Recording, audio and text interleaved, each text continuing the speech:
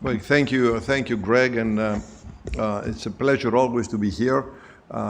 Many thanks and congratulations to Stratis, and I guess Dr. Vardas just stepped out for a moment, but the entire team here is very vibrant, and of course, Kostas Parias, who I already wished him well, and to show up hopefully in the afternoon if he can. I've really followed and associated and collaborated with from the very beginning of this very vibrant and interesting symposium that is innovative from get-go. It was innovative for Greece, innovative for Europe, a department here that is truly, I would say, integrated between cardiology and interventional cardiology and heart surgery with great results, and encompassing not only great clinical results, but also inclusion of innovative new trials and new protocols and new devices and new approaches into their everyday practice. And they maintain a strong relation with international centers. The best testament of that is that key leaders from the United States and Canada and Europe are arriving at this Congress pretty regularly. Well, this year, though, I'd like to get a moment to explain that I'm very pleased to greet as a president of the Society of Cardiovascular Angiography and Interventions.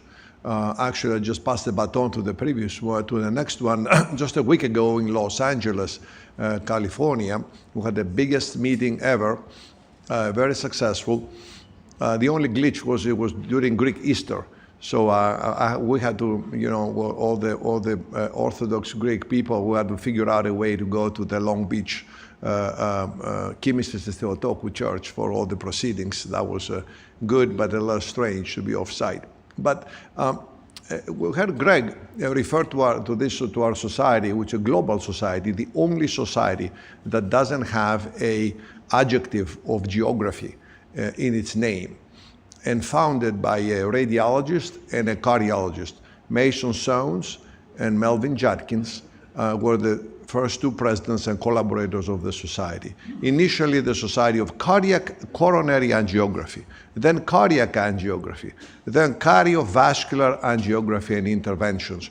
Keep changing names, the same society with encompassing radiology, cardiology from the get-go, invasive cardiology, understanding perhaps before anyone that this global collaboration is needed and cross-specialty collaboration is needed in our field from a get-go. All these 46 years that we've been around since the inception of the selective chorangiography by Dr. Sones and the popularization of it by Melvin Judkins by creating the very simple catheters we all use today.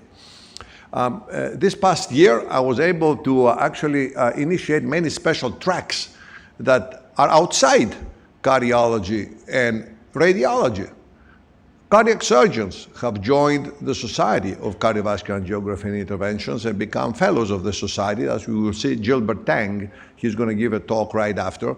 Why is that? Because they too perform a lot of invasive and interventional procedures. So it's not just a hospital collaboration such one you have here, but it's kind of a global, worldwide association of cardiologists and heart surgeons.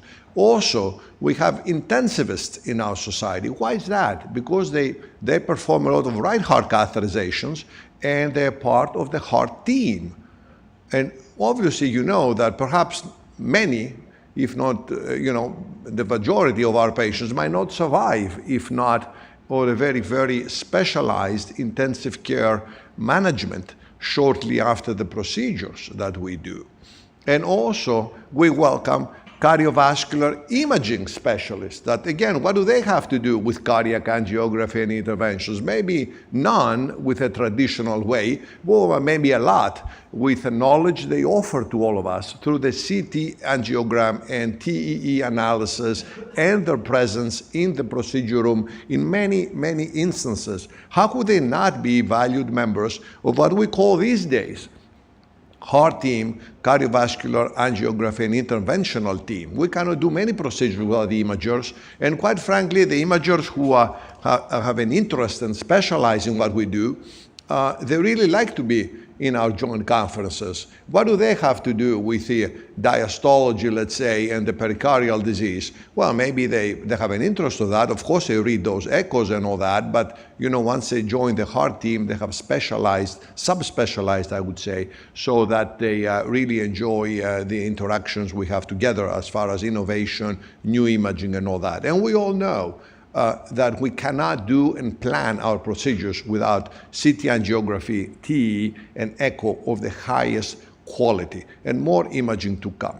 For these reasons, I congratulate once again the progress done throughout the world, in Europe, in Greece, and in this particular symposium over the years, and I think exemplifies what we try to do in the Society of Cardiovascular Angiography and Interventions as well. Again, congratulations, and we're up to a very great symposium for the next couple of days. Thank you.